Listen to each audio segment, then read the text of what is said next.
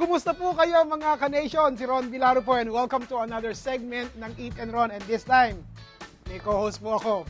Hoy, pare, salita ka naman. Obvious ba kung nasaan ako ngayon? Narito po ako sa House of Chicken dito sa southwest part ng Houston, Texas. Mga pagkaing luto sa manok and then some ang ipatitikim ko po sa inyo ngayon. And kumpare, magsalita ka naman. Pasok tayo, ayaw magsalita, mahihain eh. Okay? Let's go!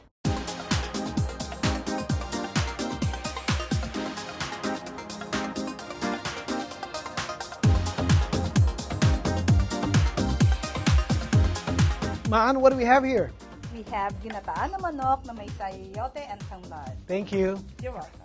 Mga kapamilya, ang House of Chicken po, hindi po isang turo-turo restaurant. Number one. So when you come here, lahat po ng gusto nyo orderin from the menu is a la carte, meaning niluluto nila per order. Like this one. Let's try.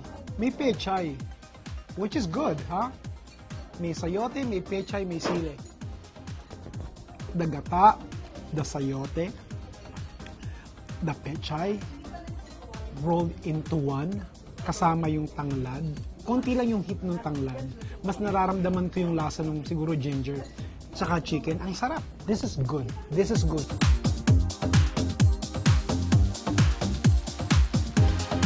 Okay, here we go. Pinaputok na bangus and boneless lechon. Nice. Pinaputok na bangus, in-steam, and then binalot sa dahon ng saging at ipinrito. Yung iba, ginigrill.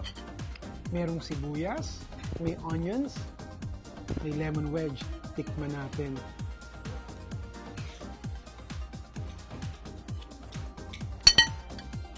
I love this dish. Maanghang na may konting alat at asim. Yung asim nakukuha sa kamatis. And it's very mild. Ang sarap. Lechon roll. Naririnig niyo po ba yun? That's, wow. The look of it is consistent sa lasa niya na masarap. Sana hindi ako ma-disappoint.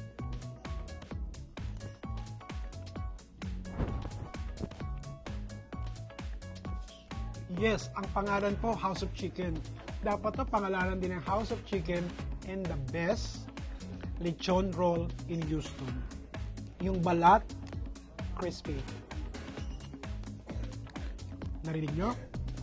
Moist. Very tender. Malasa. I think kaya kong ubusin tong dalawa na to. And if I can take this back home, I will. One more time. Sorry, naiingit kayo mga ka-nation that this is what I get paid to do.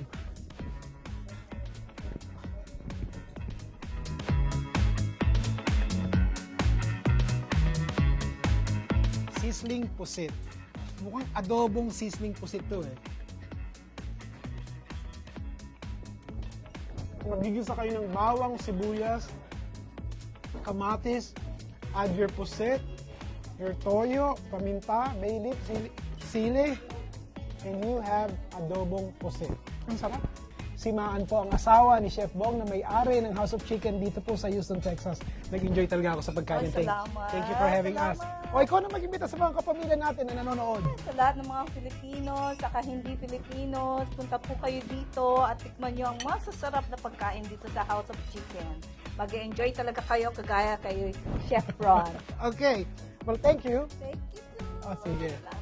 So, bago po ako tuluyang magpaalam mga ka-nation, magse-say hello muna ako, give shout out sa mga Facebook friends ko na palaging nagko-comment sa mga post ko. Katulad ni Letty Magnaye, Glenn Perez, Victor Pestin, Vincent Picho, Irene Pare, Irene Nocum, and Alexander Peralta. Ituloy po natin ang kwentuhan sa Chef Ron Vilaro Facebook page. Ako po ang nag-iisa niyong kaibigan sa kusina. Kapamilya, samahan niyo ulit ako next week sa isa na namang very flavorful segment ng Eat and Ron.